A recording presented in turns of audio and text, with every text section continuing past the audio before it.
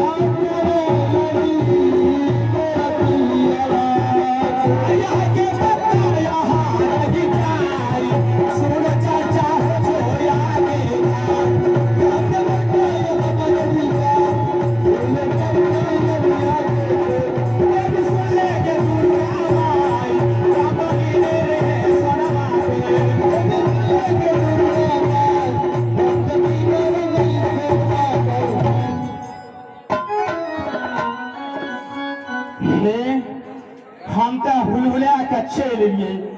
आप देखियो ने हमरा तो बड़ा टाइम लागे छी। मेरी पति देव की जहाँ अदालत छी, मैं वह खाना पका के मैं फौरन जाऊंगी। जब तक देवर जी बनबबली संस्कार करके आते हैं, जब तक भाभी सोना की मुलाकात नहीं करते उसकी चैन नहीं होते हैं। क्यों तो बनबबली संस्कार करके आते हैं तो भाभी सोना की मुलाकात करते तो मैं जरूर उसकी चाय नाश्ता कराती हूँ। चला ले